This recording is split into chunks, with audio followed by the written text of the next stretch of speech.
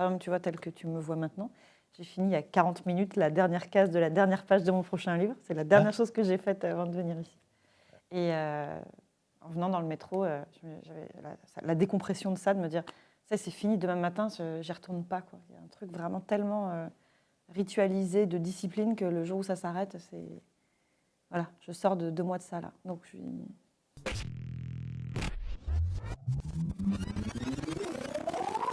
Ce que j'ai trouvé intéressant, c'est ton emploi du temps. Ça revenait beaucoup, il est très dense, et en fait, pour suivre un petit peu sur les réseaux ton travail, j'ai le sentiment qu'aussi tu es très curieuse, tu es très portée, tu as envie de faire des collaborations, tu as envie d'écrire, tu as envie de dessiner, tu as cet appétit-là. Et ça m'a interpellé comme enjeu chez toi. Comment tu arrives à, je sais pas, à jongler avec toutes ces choses que tu as envie de faire? En disant non. Franchement, ça fait réponse toute faite, mais c'est parce que je me faisais la réflexion ces dernières semaines que si j'ai réussi à caler autant de choses dans les mois et années qui viennent de passer, c'est parce qu'à la différence de quand j'ai commencé à travailler, je dis non. Et sans avoir la peur de me dire qu'on ne me reposera plus jamais, parce que c'est quand même souvent ça qui t'empêche de dire non, c'est de te dire ah, c'est quand même une belle occasion, et puis si je dis non, on ne me reproposera pas. Et donc de te dire qu'il y a de grandes chances qu'on te repropose les choses, et que le fait que ce soit une belle occasion, ce n'est pas une bonne raison de faire quelque chose, quoi. De se dire oh, ça ne se refuse pas, bah si, en fait, ça se refuse. Mais c'est difficile de faire le tri et de savoir ce qu'on a vraiment envie de faire au milieu des choses. Après, c'est des bons problèmes hein, d'avoir trop d'options, mais de se dire bah, un livre particulièrement, c'est long. Donc on ne peut pas se dire au pire, je dis oui et puis je le torche. Tu ne peux pas faire ça avec un livre. Tu ne peux pas te dire si je m'y mets, ça va aller vite. Ça va être long.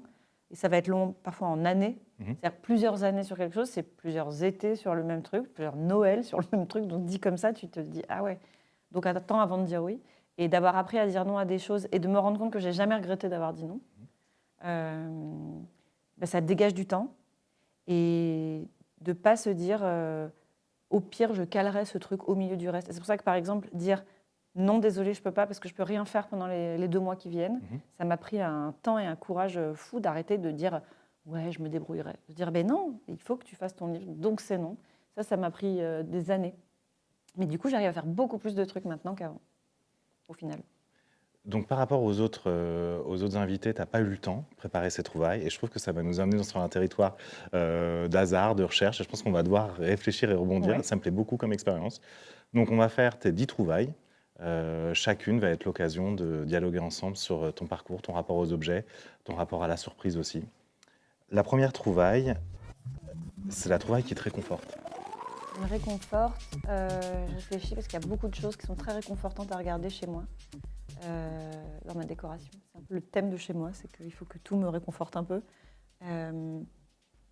Alors, c'est pas un objet en particulier, mais c'est, on va dire, la gamme chromatique de chez moi est extrêmement réconfortante et très nourrissante. Ah, et c'est laquelle? Ce serait dur à t'expliquer, mais c'est les couleurs qui me... Alors, c'est hyper banal de dire ça parce que c'est le cas de beaucoup de gens, mais je suis très sensible à la couleur, mais alors vraiment très très sensible à la couleur. Il y a des associations de couleurs qui peuvent me faire pleurer juste parce que 2 couleurs sont côte à côte et que c'est trop et que je sens que ça monte, quoi. Et donc j'ai vraiment voulu que l'environnement dans lequel je vis et je crée, puisqu'en plus je travaille chez moi, il faut que ce soit ça à chaque fois. Il faut qu'à chaque fois que j'ai le regard dans le vide chez moi, ça vienne ça me fasse à la fois comme un gros pull tout doux et en même temps que ça me mette des petites claques gentilles. Et c'est vraiment le cas de chez moi, c'est qu'il y a le kaléidoscope de toutes les couleurs qui me font du bien ensemble. Et qui peuvent se faire pleurer d'émotion, c'est-à-dire en fait tu les trouves tellement belles ou elles te provoquent une émotion. Je sais pas, c'est comme, tu sais, il y a des gens qui pleurent quand ils entendent certaines fréquences. C'est pas forcément parce que ça m'évoque quelque chose que j'arrive à verbaliser ou une émotion en particulier. Je me suis rendu compte, avant je me disais que c'était quand les tableaux étaient trop beaux, que ça me faisait pleurer. Et en fait, j'ai dépouillé le truc de tous les éléments. Je me suis dit, mais non, il n'a même pas besoin d'être beau. Parce que parfois, c'est vraiment 2 arbres. Et je me dis, ça me fait pleurer quand même, c'est bizarre. Et il n'y a pas très longtemps, j'étais dans une galerie et j'ai vu un tableau où c'était juste un ciel d'une couleur un peu orageuse avec la mer en dessous. C'était 2 bleus côte à côte. Mais vraiment, on appuie sur un bouton, ça a démarré tout de suite, quoi. Donc je me suis dit, vraiment, je fonctionne à ça. Il y a certaines couleurs associées ensemble, sans que ce soit parce que ça vient faire un détour par une émotion en particulier. Je pense que c'est tout droit. C'est mon nerf optique, j'en sais rien, il se passe un truc. Et pour ça, pour l'entretenir, cette capacité à trouver la bonne couleur, je pense qu'il faut être entouré de couleurs tout le temps. Et ça commence par chez moi. Donc, circling back avec un très grand cercle, mais pour revenir à ta question, je dirais que ce qu'il y a la chose apaisante matériellement dans mon quotidien, c'est mon salon, on va dire. Voilà. C'est ces couleurs-là que tu as trouvées un peu par hasard au fur et à mesure, ces associations, ces Ouais, caméos de couleurs qui te réconfortent. exactement. Non, c'est très intéressant, je ne m'y attendais pas du tout parce que je me souviens. Parce que je suis habillée tout en noir. Non, mais ça après, c'est pas parce qu'on s'habille tout en noir qu'on n'a pas des goûts très colorés. Moi, je m'habille tout souvent très en noir et pourtant dans ma décoration ou dans les choses que je dessine de plus en plus, il y a un rapport à la couleur que j'affirme parce qu'en fait, il te permet, et je suis vraiment d'accord avec toi, il te permet de raconter des choses, des ambiances et même des idées, des concepts. Et je t'ai toujours associé à un trait qui s'est affirmé au fur et à mesure des. Et je t'avais jamais encore associé à la couleur. Donc ça me plaît beaucoup de me dire que peut-être que la chose la plus intentionnelle de ta création, je ne l'avais pas vue immédiatement. Disons que le trait, c'est ma voix, c'est la façon dont je parle, et que la couleur, c'est ce que je veux dire. C'est-à-dire que, évidemment, que pour créer une émotion en montrant un personnage, l'essentiel, c'est de réussir son attitude. Voilà. C'est de réussir comment son sourcil se soulève et comment il a un regard en coin. C'est ça qui va faire que, oui, on a une vraie personne qui existe sur le papier. Mais pour que, et particulièrement en bande dessinée, je pense, l'impression plus émotionnelle, elle passe vraiment par la couleur. Par exemple, une page de gauche en BD, qui est une page qu'on découvre, parce qu'à chaque fois, on a le fait de la découvrir à gauche. Elle est très important que ce qui se passe en termes de couleur soit très fort, parce qu'il faut que on percute les gens avec ça, et il faut que tout ait un sens. Si c'est mettre du bleu parce que le ciel c'est bleu, ça ne sert à rien en fait. Si elle est Tu l'as vraiment choisi illustrative, intentionnellement, tu veux voilà. dire. C'est qu'il faut se dire non, moi ce que je veux, c'est quand tu tournes la page, tu sois choqué par le fait que le ciel est jaune, voilà. Donc, et pas te choquer pour rien, te choquer pour que du coup, ce que j'essaye de dire rentre aussi par là. Et après, on aura le temps que oui, le trait est chouette ou pas, selon que tu aimes la façon dont je dessine, mais ce que je veux que tu gardes comme empreinte forte, c'est ce que j'ai dit avec les couleurs. La deuxième trouvaille, c'est la trouvaille dont on a honte. Qu'est-ce que les gens ils te répondent en général? Qu'est-ce qui est une trouvaille qui fait honte? J'ai toujours aimé la faute de goût, j'ai toujours aimé avoir le vase un peu moche, que je vendais pas forcément, mais qui racontait quelque chose. Et je pense que quand j'ai écrit ça, pour moi, la trouvaille qui fait honte, c'est cette faute de goût-là. D'accord. Mais c'est mon intention. Après, toi, tu peux l'interpréter de plein de manières différentes. Alors du coup, c'est la chose où quand les gens viennent chez toi, ils font « Ah, c'est marrant, t'as ça ». Et pour moi, c'est... Plus étonnant que honteux, quoi. Je pense que en décoration ou même en art, je pense que c'est une virgule qui est importante. C'est le punctum, c'est ça. C'est la faute de goût, c'est celle qui révèle le reste. Mais même dans ton dessin, je pense que quand tu travailles une bande dessinée, il y a forcément quelque chose qui... Il y a une rature, il y a quelque chose en fait qui... Et je pense que c'est ça. Je ne sais pas si toi, tu laisses intentionnellement des choses qui vont être moins lisses peut-être dans le dessin. Non, il y a beaucoup de repentir quand même dans le dessin en BD parce que, et ça c'est moi, enfin je pense que les auteurs c'est ça, c'est qu'il y a l'obsession de l'immortalité du livre, quoi. C'est que autant, c'est pour ça qu'à la limite je me relisais pas du tout quand je faisais un blog, c'est que je m'en foutais complètement, parce que je sacralise tellement l'objet livre. Quand je suis en train de faire une case de BD et qu'il est tard et que j'en ai marre et que je sens que j'ai un peu bâclé un truc, je me dis, mais non, parce qu'en fait même dans 60 ans, il restera toujours cette case où moi je me souviens que je l'ai bâclé parce que j'étais fatiguée. Il faut que je la refasse, en fait, c'est pas possible. Je me souviendrai toujours que c'est parce que j'avais la flemme. Et donc quand c'est pour un livre, je reprends jusqu'à ce que moi, en tout cas, je trouve ça parfait. Ce qui n'empêche pas que 2 ans après, quand je le re-regarde, je me dis, oh, c'est moche. Mais sur le coup, en tout cas, j'ai donné mon max, quoi. Je me dis pas, ça fait partie de l'art, que ce soit imparfait, je refais. Mais pour tout le reste, pour le coup, c'est vrai que je laisse les choses comme elles sont, parce que j'essaye de ne pas me dire qu'à chaque fois, je joue ma vie et que c'est la chapelle Sixtine dès que je fais un truc, quoi. Avant de passer à la troisième trouvaille, est-ce que... Sachant que je t'ai pas répondu à la Non, deuxième, mais t'as vu? est-ce que tu as une fringue moche Ah, dont oui. tu as honte? Ouais. Oui, j'ai des Je vais m'en trucs moches. satisfaire. Il n'y a pas longtemps, j'ai fait une fête chez moi avec un thème formidable, comme toujours quand je fais des soirées. Et donc, le thème était « Ce soir ou jamais ». L'idée était de mettre quelque chose qui est dans ton placard et que tu n'as pas d'occasion de sortir. Un costume traditionnel rapporté de vacances, où à l'époque, tu te disais que ce serait une bonne idée, et en fait, non. Un truc vraiment overdressed, vraiment moche, vraiment, comment dire, trop dénudé, tout ça. J'ai dit à tout le monde, voilà. Donc moi, j'ai fait des reveals, je me suis changée plusieurs fois dans la soirée parce que j'avais trop de choses à mettre. Et Ah, ça fait des... j'allais me changer, Ouais, bien sûr. ouais, et je réapparaissais à chaque fois avec un nouveau truc. Et j'ai pu caler pas mal de choses, mais j'ai aussi prêté à tout le monde des trucs, tellement moi, j'ai des choses qui ne sont pas portables, quoi. Donc j'adore l'idée d'avoir des vêtements en me disant, mais je trouverais... Par exemple, je suis toujours dans l'attente du jour où vraiment je vais avoir un événement tellement habillé, mais tellement habillé, parce que j'en ai des robes pour ces trucs-là. Je veux te dire, j'ai même des robes de mariée qui ne me servent pas à me marier, mais qui sont vraiment tellement belles. Voilà. Donc, En fait, j'ai la pas de trouvaille truc dont on a moche. honte, c'est ces robes de mariée qui ne servent pas à un mariage. Ouais, qui sont. Alors, je précise que je me suis pas acheté une robe de mariée comme ça, un peu à la Monica, en me disant que ce serait pour un jour. Quand moi j'ai fait faire ma robe de mariée, la créatrice qui était adorable et extrêmement talentueuse, qui s'appelle Alma Real, on l'embrasse. J'hésitais entre deux robes, une qui était une vraie belle robe de mariée et une qui était entièrement brodée en sequin avec des dessins d'oiseaux et des plumes d'autruche et une traîne en plumes. Et j'ai hésité et elle m'a dit, écoute, je vais te donner la deuxième. Et donc elle me l'a donnée.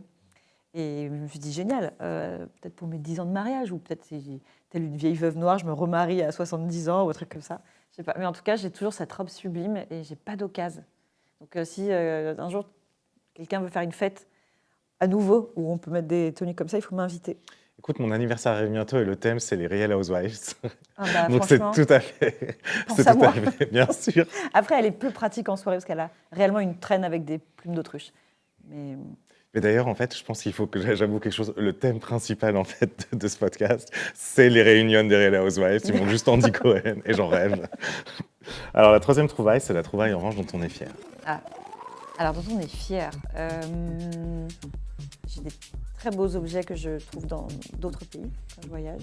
Je suis assez fière d'avoir l'œil pour le truc où j'ai raison de me dire que ça va pas faire trop souvenir de voyage et ça va être magnifique. Tu cherches l'authentique dans le souvenir de voyage. Je cherche quelque chose qui m'a procuré en le voyant un oh, qu'est-ce que c'est beau, j'ai envie de continuer à le voir tout le temps. Et donc en général c'était assez coloré. Et il y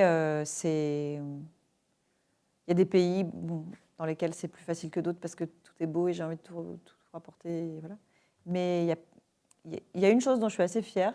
Enfin, j'en ai plein, mais mes pastels, il me fallait une boîte assez grande, mais il faut en même temps qu'elle soit ouverte, qu'elle soit un peu comme un petit présentoir. Et il y a bien longtemps de cela, à Bali, j'avais trouvé une espèce de caisse en bois sur un marché qui n'était pas à vendre, qui était un truc de, je pense, de stockage, mais qui était sublime, qui était tout peint, qui était magnifique. J'ai réussi à convaincre les gens du marché de me la donner et je me la suis trimballée du coup pendant tout mon voyage, sachant que c'était backpack, les montagnes, les machins, mais je me disais, mais je sais que j'ai raison de rapporter ce truc parce que c'est trop beau. Et je l'ai rapporté et donc maintenant c'est sur mon bureau là où je dessine. Et combien de personnes m'ont demandé, ah, c'est sublime, où est-ce que tu as acheté ça, c'est trop beau, qui fait Bali. ça? Et j'ai dit, mais c'est une caisse de rangement balinaise. Et je me suis dit, je l'avais sentie parce qu'elle a un jaune hyper vif avec des espèces de fleurs peintes dessus. Enfin, c'est trop beau. Donc, je ne sais pas s'il y a une fierté, mais j'aime bien me dire que, bon, évidemment, que tous les objets ont une histoire, ça c'est sûr. Voir en plus un souvenir d'un bel endroit, un moment de ma vie et tout ça. Mais j'aime bien le fait qu'il ait été un peu à contre-usage aussi, quoi. Que je me suis dit, je vais en faire quelque chose de bien. Si ça demande la moindre manip de bricolage, malheureusement, je ne le ferai jamais. Ça, j'ai aussi compris ça à force, parce qu'avant, je me disais, oh, mais si, je le reprends et puis je vais le repeindre et rajouter un truc, et ça, je ne le fais pas. Mais Non, ça tel quel. s'appelle du scrapbooking. C'est là pour aller chez Cultura et c'est une autre activité. En fait, les objets chinés, par pitié, laissez-les comme ils sont. Ouais, c'est ça. Laissez-les dans leur imperfection, Oui. c'est ça qui est beau. Non, mais j'adore regarder des vidéos de gens qui disent, j'ai récupéré cette vieille armoire, et j'ai commencé par la polir, et à la troisième étape, je fais, allez, c'est bon, sans Oui, moi, moi, je merci. vais jusqu'au bout et je finis toujours par me dire qu'est-ce que c'est moche. Ah ouais, bon. Laissez-les vivre, ces objets. Mais après, moi, c'est ce que j'aime. Mais oui. J'aime tout ça, même dans le contemporain. J'aime bien les accidents. Mais j'ai une question pour toi. Est-ce que tu es fier de ça, d'avoir créé quelque chose qui fait date dans l'édition et que les gens ont envie de suivre? Je n'ai pas inventé le fait de parler des femmes invisibilisées de l'histoire, même en BD. Je pense à pas mal d'autrices qui l'ont fait bien avant moi. En revanche, je pense qu'il y a eu un bon moment, effectivement, qui était le fait que... je ne sais pas si c'est lié, mais le premier tome des culottés, il est aussi sorti l'année de MeToo. Et je pense qu'il y avait un moment une appétence, on va dire, pour ce genre d'histoire qu'on entend malgré tout, statistiquement, tout le temps moins, les histoires de femmes, et pour des raisons très simples, qui sont qu'elles sont écrites par souvent des hommes, et souvent éditées par des hommes, et critiquées dans la presse par des hommes, etc. Et du coup, il y a eu ce petit couloir à un moment où ça a bénéficié d'un très bon accueil, c'est vrai, et ça a pris une ampleur que je n'avais pas mesurée forcément en le faisant. C'est ton plus gros succès à ce jour? Ah oui, en vente, oui. Je pense même que ce sera le plus gros de ma vie. Je ne sais pas comment à un moment je vais pouvoir faire mieux que ça, on va dire. Mais c'est un objet que je continue d'offrir. c'est gentil, merci. Mais non, mais Je trouve que c'est toujours un bon cadeau. Ben, merci, c'est très gentil. Et à la rentrée scolaire de 2026, il va être au programme de la 5e, donc en cours de français. Donc je suis hyper contente qu'une BD soit au programme d'un cours de français déjà, parce qu'on se plaint qu'on n'arrive pas à faire lire les très jeunes gens, mais peut-être se dire qu'il faut aussi réfléchir à d'autres façons de les faire lire. Et donc ce sera une édition spéciale pour l'école qui sera moins chère, etc. Donc je suis hyper contente. Et disons que ce livre, il a une vie de lui-même que je trouve... Et quand tu dis en fait des références pour toi ou tu as des autrices qui ont fait ça, tu penses à qui? Catel, par exemple, qui fait des biographies. Alors, le format est différent parce qu'elle se concentre sur une femme à chaque fois. Ça vient à chaque fois d'un coup de cœur, même plus qu'un coup de cœur, une passion, une obsession très sincère de sa part pour une femme. Et moi, j'ai lu une bande dessinée à elle il y a très longtemps, qui s'appelait Kiki de Montparnasse, où elle racontait l'histoire de cette femme libre avec un destin extraordinaire, avec un dessin magnifique. Et c'était la première fois que je lisais une histoire d'une femme qui a existé en bande dessinée. Et j'ai vraiment, ça a changé plein de choses pour moi de me dire, mais en fait, on peut faire ça, on peut raconter des histoires. Et en fait, elle se concentre à chaque fois sur une femme, Alice Guy, Joséphine Baker, Olympe de Gouges. À chaque fois, elle fait une grosse biographie fournie en bande dessinée, hyper agréable à lire, sur une femme avec un vrai point de vue d'une autrice qui raconte ça. Donc voilà, les BD de Catel, par exemple. La 4e trouvaille, c'est la trouvaille qu'on a oubliée. Parfois, on ouvre un placard, on se dit « Ah, j'ai ça !» oui, et je l'adorais. Ça peut être une fringue. Alors parfois, ça c'est un m'arrive tout le parfum. temps avec les fringues, hein, parce que avant, j'avais une règle de un truc qui rentre, un truc qui sort, pour être sûre que j'achète pas des choses tout le temps. Et en fait, j'ai beaucoup déménagé, notamment à l'extérieur de la France, on va dire. Donc des déménagements costauds où il faut vraiment faut se débarrasser de choses. Mais j'avais eu la bonne idée quand même de faire une malle de « Ah non, ça, tant pis ».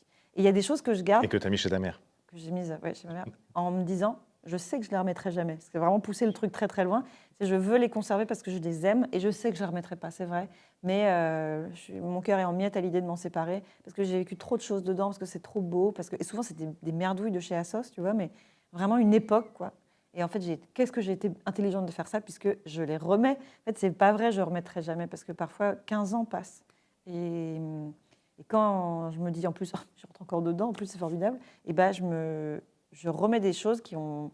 C'est même pas qu'elles ont une deuxième vie, c'est que le contexte est tellement plus le même qu'on a fait un tour complet de la Terre, et et je suis heureuse de les avoir, et c'est comme avoir des choses neuves. Donc, les choses que j'oublie, j'adorerais pouvoir C'est cette malle, du coup. enterrer les choses et les ressortir 20 ans après, les vêtements. Alors, j'ai une question pour toi. Comment va DJ Brenda? Alors, elle est dans une malle depuis bien longtemps. Écoute, c'était mon petit nom de DJ dans les soirées We Are the 90s. Après, j'ai eu un deuxième nom de DJ qui était DJ Barbelivien quand je faisais mes soirées au motel. Et après, ça a été la fin de ma carrière de DJ. Je crois que, voilà, il y a des choses qui doivent rester dans le passé. On en revient à apprendre à dire non. Exactement. Bon, là, il fallait dire non à DJ Brenda. Mais ouais, non, maintenant, j'aime bien me coucher tôt. Pardon, les masques aussi, c'est ça, c'est que c'est tout ou rien. Soit c'est une soirée, dans ce cas-là, on regarde le soleil se lever et c'est super, mais sinon, au quotidien, oh là là, 22 heures au lit, mon rêve de vie. Hein. La 5e trouvaille, c'est la trouvaille qu'on a offerte. C'est celle que tu as trouvée et que tu as pensée pour quelqu'un.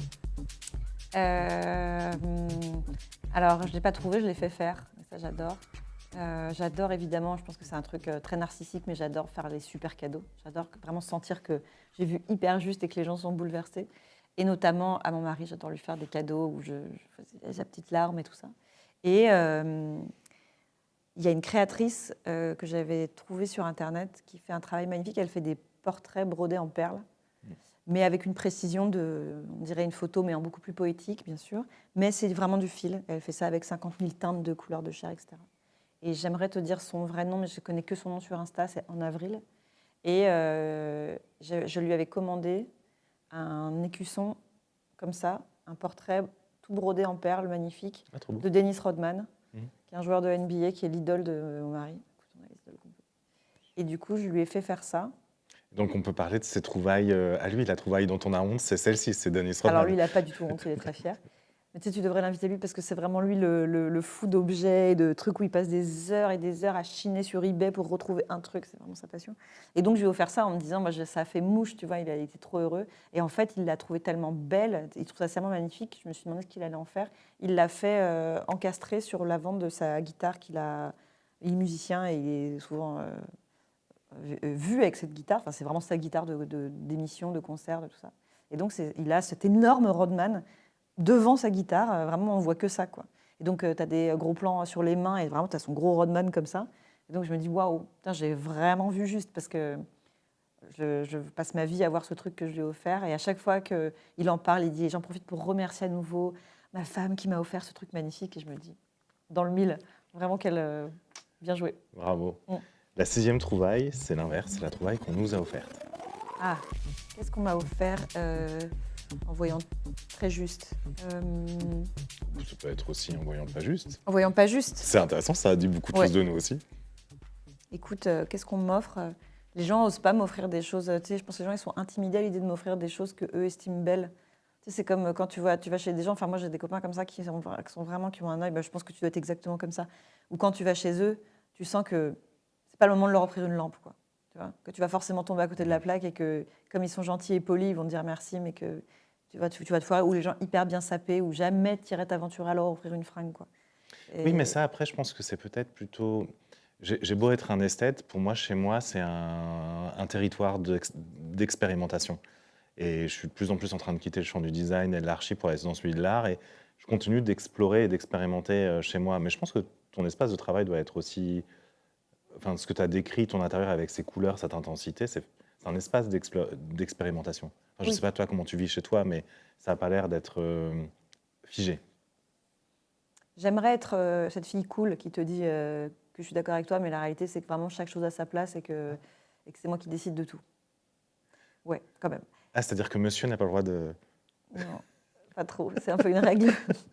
Ben non, parce que moi, c'est mon truc, et lui, c'est pas son truc. Et par ailleurs, il est daltonien, il faut le dire, il est daltonien. Et donc, par exemple, quand j'ai choisi les murs des couleurs de chaque truc, et que je lui dis ça te va, il m'a dit, oui, je sais pas, j'imagine, c'est quelle couleur. Je lui dis, c'est une espèce de rose. Il fait, ah, c'est rose, je l'ai pas vu. Il se rend pas compte, donc j'ai aussi cette chance. Vivre avec un daltonien, quand on est contrôle fric de la couleur, c'est un bonheur, parce que vraiment, jamais il va moufter, donc ça, c'est super. Ce que m'offrent les gens, j'ai cette chance, j'ai quand même beaucoup d'amis artistes qui m'offrent de l'art qu'ils créent, donc ils me dessinent des choses, qui me peignent des choses. Ça, c'est vraiment le plus précieux des cadeaux. J'ai un petit mur comme ça, avec encadré des dessins absolument sublimes. De confrères notamment. Voilà, de consoeurs surtout. Et quelle chance d'avoir ça, c'est à plus d'un titre, quoi. C'est que à la fois, pour moi, c'est une archive de mon époque artistique, voilà. Et aussi, je peux passer des heures à regarder et le savoir-faire, et ce que ça m'évoque simplement de le voir comme ça. Est-ce que tu as un dessin en particulier qui te...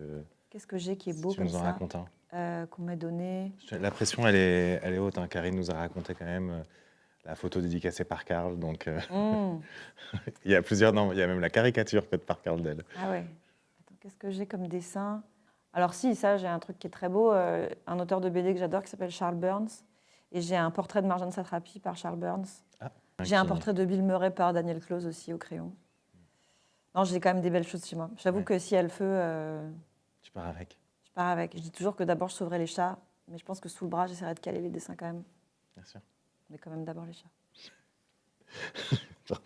La 7e trouvaille, c'est la trouvaille qui nous définit le mieux. Est-ce qu'il y a une trouvaille où vraiment, in a nutshell, c'est Pénélope Bagieux? Vraiment mon espace de travail, sur lequel il y a plein d'objets, devant lequel, pardon, il y a plein de choses accrochées, qui sont des objets qui suffisent à me relancer quand j'ai plus d'idées. J'ai plein de petits animaux mexicains en bois qui sont... Vraiment, ça suffit à me... C'est comme les gens qui rechargent leurs pierres. Voilà, moi, c'est vraiment ça.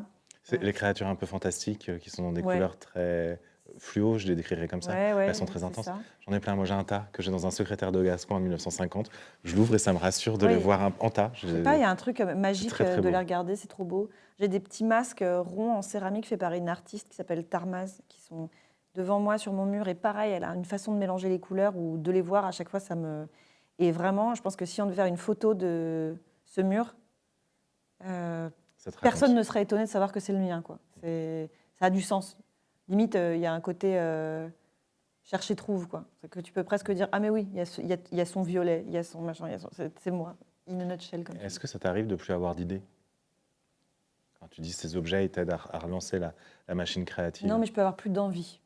Ah, c'est-à-dire? Bah, c'est-à-dire dans des moments où je suis vraiment dans l'exécution et où je me dis, allez, faut que je finisse, quoi, tu vois, et je le fais sans joie. Euh, j'ai conscience que c'est un vrai truc très privilégié et très luxueux de dire ça, mais mon moteur, c'est vraiment la joie dans la création. C'est-à-dire, c'est pas réussir à faire quelque chose de bien exécuté, c'est évidemment plus, et j'ai cette chance, le fait de juste travailler parce qu'il faut que je travaille. Je peux choisir des choses et je peux choisir de les faire d'une manière où c'est ma joie, mais c'est ma joie, c'est la joie supérieure dans ma journée. C'est-à-dire, c'est ce que j'ai le plus hâte de faire, c'est de travailler, etc. J'arrive à trouver une façon de faire pour que la création ait retrouvé cette place-là dans ma vie et soit, bien que ce soit mon travail, c'est aussi ce que je ferais si demain je gagnais au loto. Voilà. Et pour ça, il faut que ce soit source d'une joie très, très enfantine. Il faut que j'arrive à ce que ce soit aussi, à ce que ça me rende aussi heureuse que ça me rendait heureuse quand j'étais petite. De dessiner. Comment tu fais du coup quand tu n'as plus l'envie? Bah, c'est très triste. C'est des périodes hyper tristes. Il faut quand même que ça déroule, donc je fais quand même. Mais Il faut bien comprendre de quoi tu parles, pardon. C'est par exemple, en fait, tu es en train de signer un livre avec un éditeur, ouais, il attend une date de rendu, et en Ouais. fait, que tu le veuilles ou non, de toute façon, il faut le rendre à un Ouais. moment donné. C'est ça dont on parle. c'est ça. Ok. Et si jamais à un moment je le fais sans la joie, bah, je le fais quand même. Et voilà, j'exécute, quoi. Dans les moments où je retrouve la joie d'être en train de le faire, il y a un truc vraiment proche du sentiment amoureux, tu vois. C'est-à-dire, tu y penses tout le temps, tu as envie d'en parler à tout le monde tout le temps. Tu te dis, ah, je fais encore juste une dernière case avant d'aller me coucher parce que c'est trop bien. Et tu es tout content le matin de le retrouver. Et c'est pas tout le temps, c'est pas 365 jours dans l'année, mais j'arrive à faire en sorte que ce soit des longues périodes quand même où il y a Parce une qu'un livre, ça joie. prend combien de temps Bah, tu vois, ma dernière BD, j'ai mis 3 ans à la faire. Donc évidemment, il y a des moments sans joie. Pardon de poser une question aussi simple, c'est pourquoi 3 ans? Ouais. Bah, alors c'est si long parce que déjà, c'est plein d'étapes, une BD, pour le coup. Et c'est presque des vies différentes à l'intérieur du processus de création. Le moment où on réfléchit à la mise en scène, c'est hyper physique. On peut faire rien d'autre pendant ces périodes-là. Il faut réfléchir à rien d'autre. On est épuisé le soir parce qu'il faut vivre tout ce qu'on va dessiner dans sa Donc tête. c'est même la mise en scène, c'est même avant le moment où tu vas poser le trait, c'est que tu Ouais. réfléchis à comment tu vas mettre en espace Ouais, l'histoire que tu exactement. veux raconter. Comment les D'accord. gens vont se tenir, Comme au cinéma. qu'est-ce qu'ils vont dire, comment ils vont l'exprimer, qu'est-ce que je vais avoir comme angle de caméra, qu'est-ce qui va se passer dans le rythme du découpage, etc. Et ça, c'est une espèce de grosse soupe à préparer avant de commencer à dessiner. Et c'est épuisant, c'est hyper agréable, mais c'est vraiment épuisant. Et après, il y a une partie que moi je trouve moins marrante, il faut bien le dire, qui est le dessin en lui-même. C'est sympa parce que c'est satisfaisant. C'est-à-dire regarder sa page finie, bah, c'est plaisir, quoi. Mais c'est pas une très grande joie d'être en train de dessiner. Et après, il y a la couleur. On retourne dans la joie de trouver la bonne couleur pour la feuille d'arbre, et ça, c'est super. Donc, c'est plein de moments un peu comme ça. C'est-à-dire que là, toi, où tu trouves de la joie maintenant, plus tu avances en tant qu'artiste, c'est dans ce moment de conception, de réflexion, et beaucoup moins dans l'étape d'exécution. Là où l'étape d'exécution, quand tu étais sur ton blog encore, te provoquait en tout cas une stimulation, si je comprends. Ouais, un peu peut-être, c'est vrai. Après, pour autant, je détesterais que quelqu'un dessine à ma place. Parce que je veux tout faire. Et puis, il y a des moments où... C'est pas vrai ce que je dis. Parce qu'il y a des moments où je suis très contente aussi de juste dessiner. Mais là, tu vois, je viens de terminer un livre que j'ai fait très vite. Que j'ai travaillé hyper intensivement. Et donc, j'ai tout fait en 3 mois et demi, 4 mois. C'est un livre de 48 pages. Donc, c'est aussi moins de... C'est aussi une bande dessinée? Non, c'est un livre pour enfants. Avec beaucoup, beaucoup d'infos, énormément d'infos. C'est un livre documentaire. Et j'étais tellement survoltée en le faisant, c'était tellement super que je l'ai fait en 3 mois. Si je l'avais fait sans joie, je l'aurais fait en 1 an. Voilà, je me connais. Je me serais dit, oh, bah, ça va, j'ai fait une page, ça suffit pour aujourd'hui. C'est pour ça aussi, du coup, peut-être qu'il y a des projets qui prennent... Ça veut dire que tu prends une décision. Un projet va prendre 3 ans, notamment parce que tu vas intercaler d'autres projets. Non, des celui-là, je me bulles. suis forcée à ne pas intercaler rien du tout. Non, la réalité, c'est que pendant tout le temps où je faisais la BD que j'ai faite, là, pendant 3 ans, j'ai eu plein d'idées, plein d'envies, plein de propositions où j'ai dû dire non. Et il y en a certaines où j'avais tellement envie que j'ai dit oui, mais dès que j'ai fini ma BD. Et du coup, là, ma BD s'est terminée. Et en fait, j'avais 4 livres à faire en 2026, du coup, parce que que j'avais dit, on verra en 2026. Donc c'est maintenant. Donc là, Donc là, Voilà. ah oui, en fait, t'as pas eu tout de moment de soulagement. Dès demain, tu commences les 4 livres. Je me suis dit une semaine de stop et après je commence le suivant. Mais c'est que des trucs que j'ai tellement hâte de faire. Ça va être une année folle parce que c'est. Et qu'est-ce que tu vas faire du coup sur la semaine qui arrive, qui est celle où tu ne vas pas être sur les 4 prochains livres? Alors j'y ai pensé très longtemps évidemment cette semaine parce que je l'ai fantasmé et je me suis dit que j'allais lire parce que je n'arrive pas à lire quand tu travailles tout le temps et pas lire une demi-page avant de m'endormir au lit. Genre je vais faire des trucs hyper décadents, genre ouais c'est l'après-midi, je vais me mettre dans un café, je vais lire. Voilà, des rêves de gens qui travaillent tout le temps, c'est de faire ça. Je vais voir les gens à qui j'ai pas donné signe de vie depuis des mois parce que je suis dans ma grotte. Me bien. couper la frange, enfin tu vois, vraiment je vais faire des trucs où il est temps là. C'est bien. Et du coup, je te suggère une lecture que j'ai commencé, que je trouve très bien. Ça a apparemment inspiré, c'est comme ça que j'ai découvert ce titre-là, le directeur artistique de Schiaparelli. Et c'est une biographie sur Michel-Ange qui s'appelle The Agony and the Ecstasy, ou The Ecstasy and the Agony. Et je trouve ça Ok. très bien, parce que je pense qu'il y a beaucoup de choses qui racontent ce processus très long, créatif, dans lequel tu es, qui passe par des ups et des downs. Et surtout, Ok. je pense que sur Michel-Ange, il y a ce rapport à la précision, à l'objet qui ne bouge pas. Et il l'a amené, lui, jusqu'à un niveau, si tu veux, où il est des semaines entières sous son plafond, Oui. à se faire mal au dos. Et tu es en train de le lire là en ce moment? Ah Je ouais. suis vraiment au début, je trouve ça très intéressant Ok. de voir ça. Je trouve que c'est peut-être un récit qui peut Ok, te parler dans cette période très de bien. pause. Je note. La 8e trouvaille, c'est la trouvaille que tout le monde devrait trouver. Je dirais enfin, c'est un peu bateau dit comme ça, mais je souhaite aux gens de trouver quelques trucs, je sais pas, moins d'une dizaine de choses qui sont vraiment leurs fondamentaux, qui leur ressemblent vraiment. Parce qu'après, c'est beaucoup plus simple, je trouve. C'est que ça n'empêche pas de te renouveler, de trouver des nouvelles choses, mais d'avoir un peu des trucs pivots dans lesquels tu te sentes bien, qui correspondent aussi à la façon dont tu as envie de vivre. Par exemple, moi, pendant hyper longtemps, j'ai eu des vêtements que je trouvais très beaux, mais qui étaient inconfortables. Pour moi, c'était OK. C'était un corollaire de, bah oui, quand c'est élégant, c'est que ça fait mal, quoi. Et vraiment, à un moment où je me suis dit, c'est passé par un truc très simple. Enfin, j'ai une collection de chaussons chez moi. J'adore les chaussons. Des très beaux chaussons avec de la fourrure, de la broderie, des chaussons souvent qui viennent des pays de l'Est, qui sont très très beaux. Et j'ai commencé à développer vraiment une passion pour ça en me disant, mais ça vaut le coup aussi, même pour les chaussons, et particulièrement pour les chaussons, qu'ils soient beaux. C'est qu'il ne faut pas se dire, j'ai des belles choses pour quand il faut que je présente bien, et donc c'est inconfortable. Et mes trucs vraiment doudous, c'est vraiment du bijou moche, quoi. En fait, j'ai commencé à me dire, non, attends, moi, je veux un standing dans ma garde-robe bijou. Et donc, j'ai des chaussons magnifiques. J'ai des vêtements d'intérieur très beaux. Et je souhaite à tout le monde de se trouver ça, de se trouver des trucs qui soient. De se trouver qui sa leur paire de vont. chaussons brodés. Ouais, et en même temps, il n'y a pas à avoir de laisser-aller visuel parce que c'est confortable. Et maintenant, j'ai plus rien. Tu trouveras rien dans mes placards qui serre le ventre, par exemple. Ça, vraiment, c'est terminé. Je veux plus avoir à défaire un bouton quand je suis assise parce que tout est élastique. Mais bien sûr. Mais bien sûr, mais parce que ça me faisait juste me sentir mal, en fait. Tu sais, par exemple, te dire des jeans que j'ai gardés en me disant, on ne sait jamais, peut-être qu'à un moment, je re-rentrerai dedans. Mais quelle torture de vivre comme ça, de se dire, si tu mérites, tu pourras remettre tes vêtements. Je fais, mais non, mais il faut juste les dégager, en fait, ces trucs-là.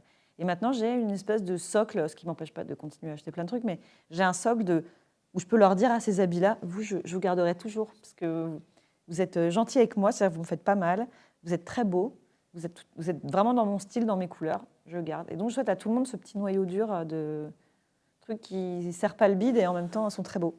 Tu vas faire comme Taylor Swift et ses pains qu'elle offre à tout le monde. Tu vas nous offrir à tous des petits chaussons brodés. chaussons quand tu rencontreras les gens pro ou perso. C'est un beau cadeau à faire. Moi, j'aimerais bien avoir un petit meuble à chaussons pour que quand les gens arrivent chez moi, je puisse leur proposer des beaux chaussons.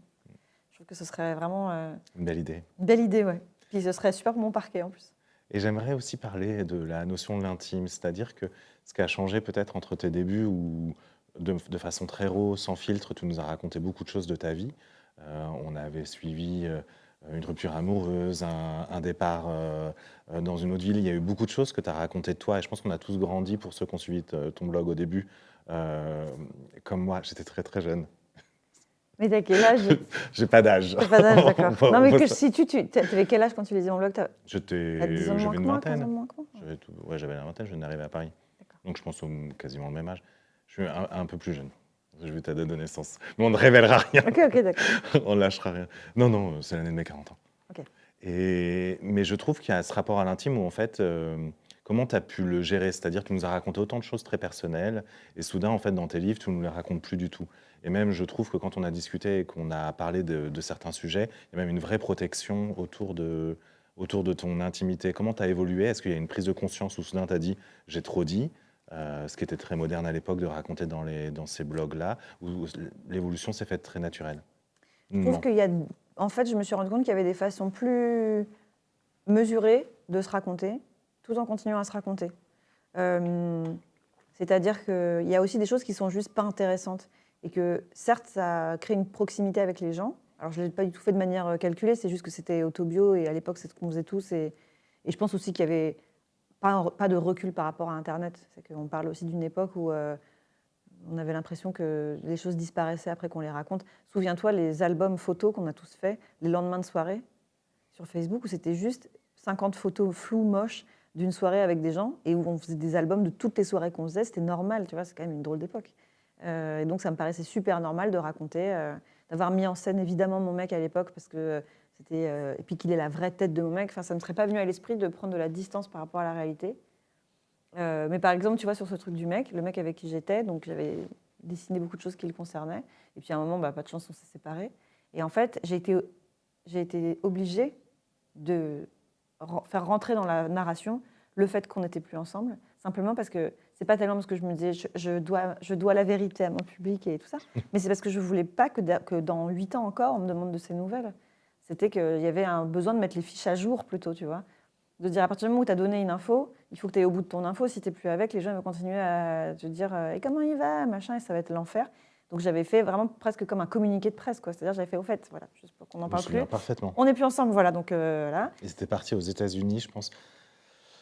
Passer Halloween aux États-Unis, je Ouais. me souviens, ça fait partie des moments de ton blog qui m'ont beaucoup marqué. Moi aussi, parce que dis Et donc, tu l'avais annoncé vachement plus Parce tard, que où je me disais, j'étais- c'est marrant, on le voit plus, ce personnage. mais ouais, qu'est-ce que c'était cool. C'est marrant parce qu'on s'est vu il n'y a pas très longtemps avec l'ami avec qui j'étais partie. Et on se disait quelle vie. Et il y avait vraiment génial. une vieille américaine qui était très sympa sur un perron. Ouais, c'était tellement bien. Franchement, c'était un rêve. Mais quelle époque, quand même, où on se disait, et si on partait comme ça, un mois pour créer ailleurs? Là, aujourd'hui, maintenant, je me verrais, oh, attends, ça va être compliqué, parce que à l'époque, rien n'était compliqué. Voilà, j'étais insouciante. Donc, j'aime toujours raconter ma vie, mais je trouve ça plus marrant de le faire en 3 bandes. Dans la fiction. Ouais. Alors, qu'est-ce qu'il y a de toi dans les culottés? Alors, dans les culottés, il y a beaucoup de moi, puisque à chaque fois que j'ai choisi une femme dans les culottés, c'est parce que j'avais un écho en découvrant son histoire où vraiment, je me disais, oh, c'est moi, mais je suis comme elle, mais c'est fou. Et où vraiment ça résonnait tellement fort pour à chaque fois un petit détail dans son histoire. Et que du coup, je raconte les culottés en mettant le masque et la perruque d'une culottée sur quelqu'un, mais qui est moi. 100% mes réactions, comment j'imagine que moi j'aurais réagi, cette empathie que j'ai pour elle, il faut que j'arrive à m'en servir pour les incarner, pour leur donner vie, parce que sinon c'est une biographie juste. Si tu dis elle est née en nanana, et que tu mets rien d'humain dedans, on n'a pas envie de savoir on s'en fout de sa vie. En fait. Enfin, moi, vraiment, les biographies sans émotion me font chier. Donc tu as interprété chacune de ces culottés. Complètement. Et Parce c'est qu'à quoi chaque les fois, il y en avait critères une d'une où je me culottée? disais, si j'avais été elle, j'aurais eu la haine si ça m'était arrivé. Voilà comment moi j'aurais réagi. Et les critères, c'est ça. Les critères, c'est quand les En fait, il est découvrant, aussi je me sois dit instinctif une que passerelle. l'émotion. Une passerelle entre ce que je ressens, ce que je vis, des choses que je traverse dans ma vie et elle, chacune d'elles. Et comprendre, à minima, comprendre ses colères et ce qui la meut, on va dire. Et moi, me dire, moi en tout cas, j'aurais réagi comme ça. La 9e trouvaille, c'est la trouvaille qu'on regrette avoir vendue. Oh, tellement de choses. Avec mes histoires de je déménage, on fait table rase, je balance tout. Alors c'est pas, tu vois, des années après encore, à une époque, quand j'étais étudiante, j'avais vraiment pas de thunes. Et je me suis dit, qu'est-ce que je pourrais vendre pour me faire un petit peu de fric, mais pas des tonnes. Et je suis allée vendre tous mes CD et tous mes livres. Voilà. En me disant, avec ça, je vais me faire une sacrée somme. Et donc, en plus, je crois que j'ai gagné 200 balles quoi, en vendant tout. J'étais dégoûtée parce que mes CD étaient tous un peu rayés, un peu pétés. avec de la cire de bougie, enfin voilà. Et quelle tristesse d'avoir fait ça, vraiment, parce que quelle time capsule, une collection de CD, vraiment, tu vois, aujourd'hui encore, je me dis, mais quelle idiote, pour si peu d'argent, j'ai fait ça en plus. J'étais venue avec une valise, quoi, et j'ai tout vendu. Qu'est-ce que je regrette? Franchement, s'il y a bien un truc, les jeunes, je ne sais pas quelle caméra regarder, les jeunes, si vous nous écoutez, bon, vous n'avez plus de CD, mais vendez pas les livres, les trucs comme ça, vraiment, c'est dommage. Ou alors, il faut vraiment faire une sélection hyper drastique et se dire, mais non, si c'est un livre que je pense que peut-être je relirai une fois ou que j'ai envie d'offrir à quelqu'un, il ne faut pas les vendre. Je sais pas, moi je crois que cette absence-là, c'est aussi le moteur de la création, Ah, ce regret-là. Je pense qu'en fait, on laisse la place à quelque chose et qu'en fait, quand on commence à regretter, quand on pense à quelque chose, c'est aussi, on a envie de le rattraper, de le combler. C'est intéressant. Ah ouais, hyper, c'est vrai, t'as raison. Je ne sais pas comment toi, ça fonctionne, mais je me souviens, j'ai travaillé dans le cinéma avant d'arriver au Puce, il y a très longtemps. J'avais fait une formation pour pouvoir parler avec les scénaristes. Et dans cette formation-là, c'était un scénariste qui le donnait, il disait, mais la culpabilité est un élément très important de la création. Mais il faut l'accepter, il faut s'asseoir dans sa culpabilité, accepter qu'on culpabilise de ne pas être en train de créer, d'être en train de procrastiner. Et j'ai toujours gardé cette idée-là, je la trouve intéressante, la tension entre ce que tu ressens comme regret et en même temps comment elle peut agir peut-être dans ta création. Ah ouais, ouais. D'accord, c'est hyper intéressant. Non, mais la 10e trouvaille, c'est la trouvaille qu'on voudrait trouver mais qu'on cherche encore. Musique, retrouver ce CD que Je rêve. tu as vendu pour 200 €. Non, j'adorerais. En fait, je tâtonne dans mon espace de travail. C'est très important, mon espace de travail et comment il est. Et il a évolué aussi bien dans la réalité que dans l'image fantasmée que je me fais de l'endroit idéal. Avant, je voulais un atelier géant. Avant, je voulais travailler avec des gens. Déjà, ça, c'est une époque qui est vraiment révolue, où je me disais, c'est trop triste d'être seule chez soi. Je suis bien revenue de ça, puisque j'adore être seule chez moi. Et je voulais un grand atelier avec plein de monde. Après, je voulais un petit atelier. Après, bon. Maintenant, je travaille chez moi dans mon salon, ce qui est très...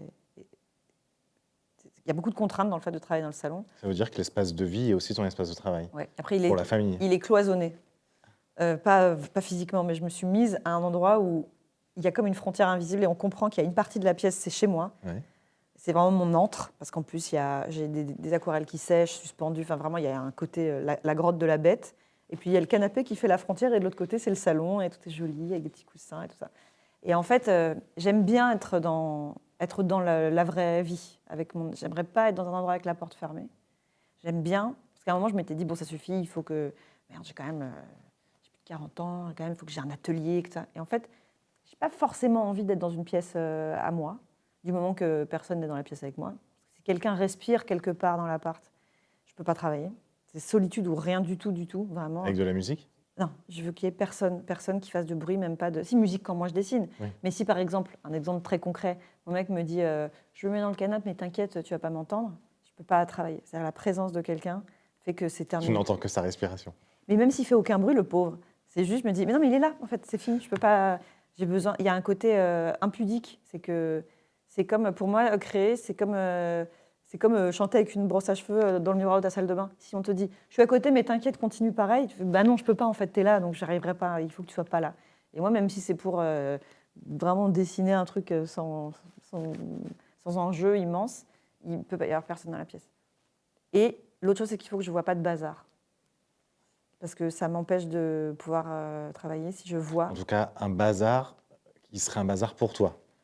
Parce que tu nous as décrit quand même un espace qui est, qui est chargé. qui est chargé. Qui est chargé, mais par exemple, quand Chaque chose à sa place pour toi. Ouais, et même mon propre espace de travail, quand le matin je me remets à ma table et que je me rappelle que la veille j'ai un peu abusé et que donc j'ai 2 tasses de thé froid plus machin, un ticket de caisse, une connerie, 2 chargeurs et tout, je sais pas, ça grésille.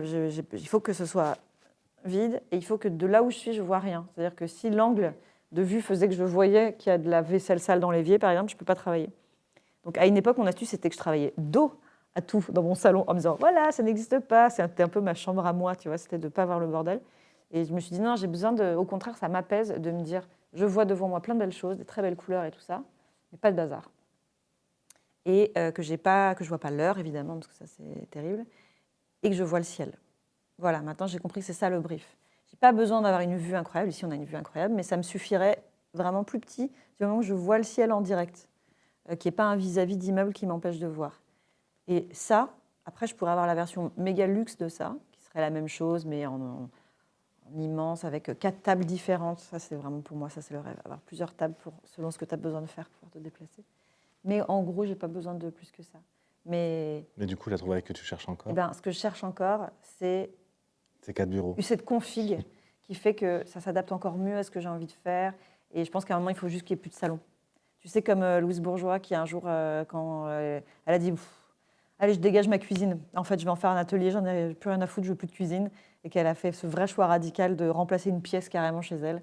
Voilà, je me dis un jour, je ferai ça. Je ferai bon, écoutez, le salon, en fait, on s'en fout. Ça dégage. Ah, mais tu garderais la cuisine. Ah ouais, parce que j'adore faire la bouffe. Et j'adore bouffer. Une cuisine et un atelier. Mais ouais, une cuisine Ça, c'est atelier. Franchement, on a tellement de bonnes idées pendant qu'on est dans la cuisine. C'est vrai. Tu vois, t'es debout, t'es en train de faire ton truc et tout d'un coup, t'as des illuminations. Moi, je cuisine pas du tout. C'est vrai. J'ai un Et chéri tu vis italien avec qui quelqu'un qui cuisine. cuisine ça. Tu triches, t'es avec un Italien. Ouais. Écoute, moi, je suis avec un berrichon. Donc, je fais la bouffe. Et du coup, je fais beaucoup la bouffe, mais j'adore ça aussi. Hein. Tu Je trouve ça choisis les très couleurs de créatif, pour le coup.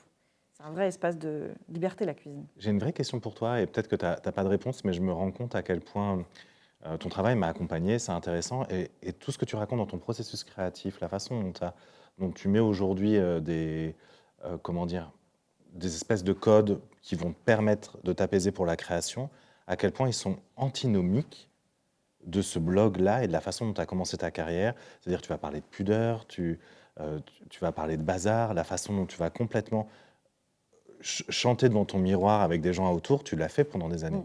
Et je trouve que ce paradoxe-là, la façon dont tu as évolué, à quel point, ou soit tu étais complètement inconsciente de ce que tu faisais, du geste créatif, ou soit il y avait une forme de tension et de douleur qui existait déjà dans le blog-là, vu la façon dont tu as développé. Ou peut-être que ça a été la réaction 1.1 qui t'a amené à 1.B. Je pense qu'il y a quelque chose. Tu vois ce que je souligne? Oui, je vois carrément, tu as raison. Bah, tu vois, typiquement, le truc du miroir, pour moi, le blog, ça a toujours été chanter devant un miroir, mais dans le fond, tu sais que c'est un miroir sans teint. C'est-à-dire que tu sais qu'en fait, il y a des gens, mais tu les vois pas. Qui a actualisé la page. Donc, Pourquoi elle n'a pas posté aujourd'hui? mais du coup, ça fait que tu peux te raconter que non, c'est bon, personne ne regarde. Ils sont pas dans la pièce avec toi. Hmm. Ils existent, mais tu les vois pas. Tu n'es pas obligé de lire ce qu'ils racontent. Tu vois. Donc, j'ai trouvé un compromis là-dedans. Après, je pense que pendant hyper longtemps, j'ai essayé de me conformer à ce que je pensais que devait être une vie de personne qui crée.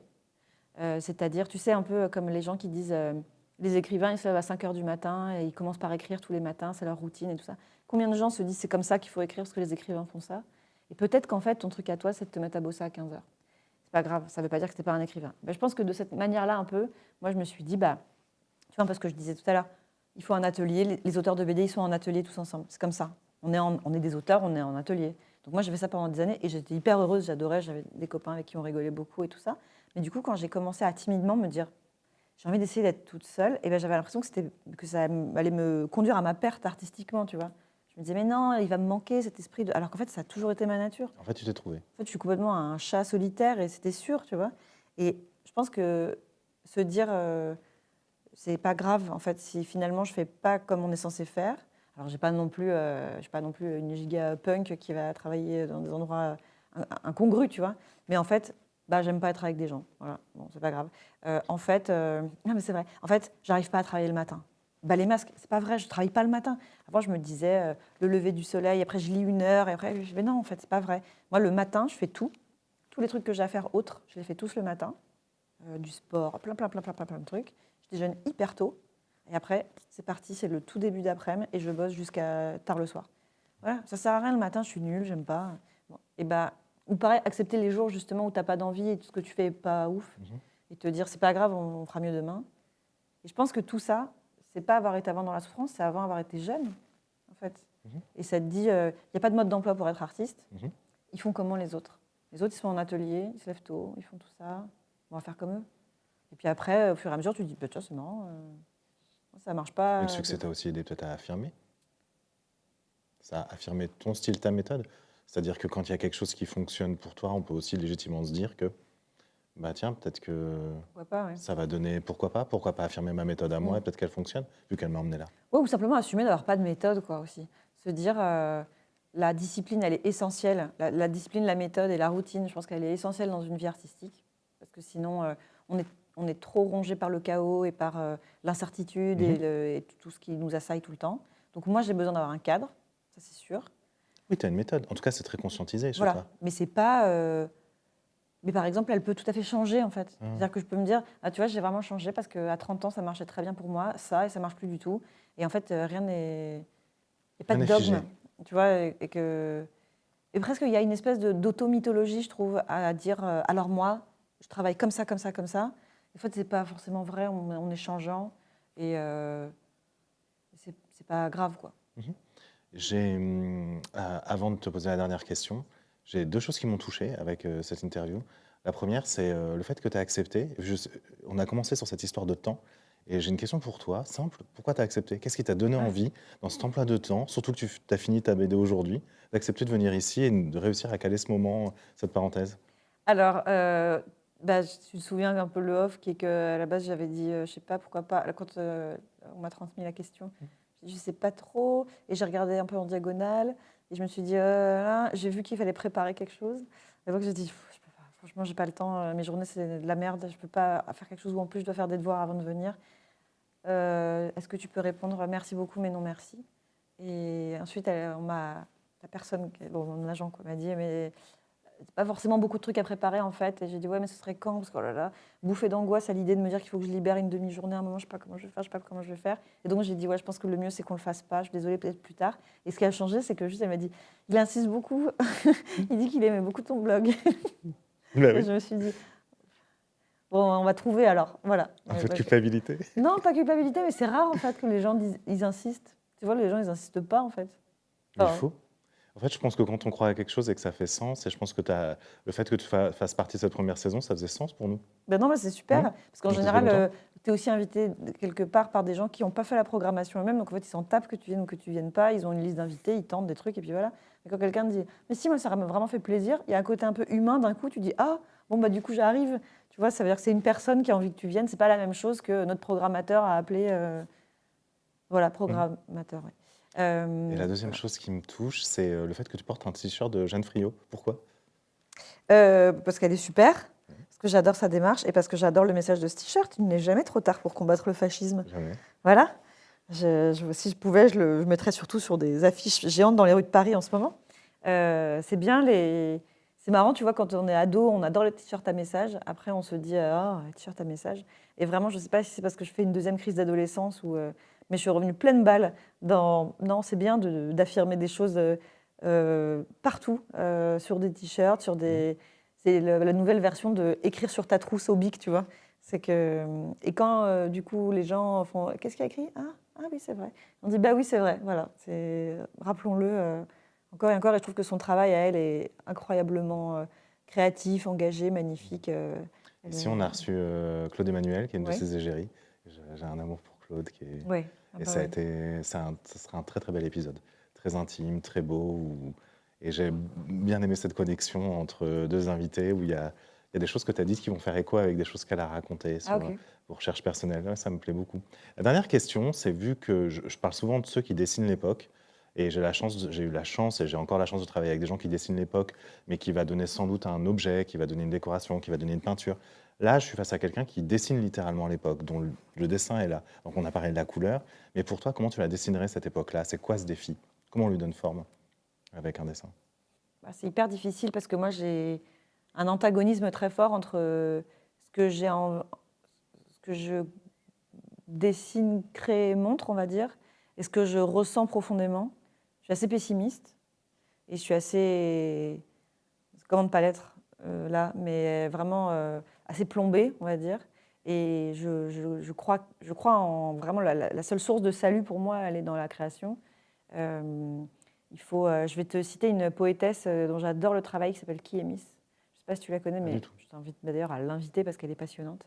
Et tout son travail est autour de la joie, et la joie comme moteur de création. Et elle, pas la joie juste des jolies couleurs, elle le dit beaucoup mieux que moi, je vais te le dire, pas de manière dingue, mais elle dit on sait que notre époque et notre façon d'avancer un peu de manière désespérée en ce moment, c'est qu'on marche sur un fil au-dessus du vide, où vraiment ça peut tomber à n'importe quel moment. Et elle dit on ne peut pas avancer si on n'a pas en perspective l'autre rive. Si on ne l'entrevoit pas, si on ne se dit pas elle existe, hein, l'autre rive. C'est-à-dire on va vers quelque chose, on n'est pas juste en train de flotter dans le marasme et de ne pas perdre de vue l'autre côté, la rive. Et elle dit, moi, je peux avancer. Elle dit, j'ai la colère, la résignation, la détestation, tout ça. Mais j'essaie de me dire, mais attends, y a quand même la joie qui fait que c'est vers ça qu'on veut tendre. Et je pense que moi, une des seules façons que j'ai de créer cette joie, toute seule dans ma tête s'il faut, c'est par le beau. Et je pense vraiment que le beau guérit, console. Et combien de fois ça m'est arrivé de juste... et pour autant, tu vois, j'allais pas du tout au musée quand j'étais petite. Je viens pas d'une famille où on m'a emmenée voir de l'art, etc. Mais j'ai appris à le faire. Et vraiment, la sensation, je sors du spa, de sortir d'un musée. Ça a été quelle chance dans nos vies, enfin quelle chance, je sais pas comment dire, d'avoir des yeux, j'en sais pas comment le dire autrement, mais d'avoir la possibilité que le beau fasse ça. Et combien de fois, vraiment, ça m'a fait me dire, ça va aller, c'est cool. Et ça paraît cliché de dire, voir un beau musée, ça fait qu'on recroit un peu en de l'espoir, mais c'est vrai, moi, le beau me fait vraiment comme un petit massage. Et Catherine Meurice, dans La légèreté, raconte qu'au lendemain des attentats de Charlie Hebdo auxquels elle a échappé de justesse, puisqu'elle est arrivée en retard à la conférence de rédaction le matin, sa consolation a été la Villa Médicis, où elle est allée ensuite en pensionnaire, et qu'elle s'est soignée avec de la beauté.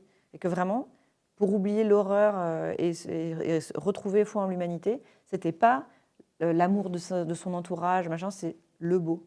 Et vraiment, moi, je crois à ça. Donc, si je devais dessiner l'époque, j'essaierais de la faire beaucoup, beaucoup, beaucoup plus belle que ce qu'elle est, et que ça tende vers une merveille pour les yeux, parce que je pense qu'il n'y a que comme ça qu'on peut tenir le cap, quoi. Voilà. Merci Pénélope. Voilà. C'est un super moment. De rien. Merci, oui, c'était très Merci cool. beaucoup. Il est hyper deep ce que j'ai dit à la fin. C'était... Désolée, mais... Non, c'est bien.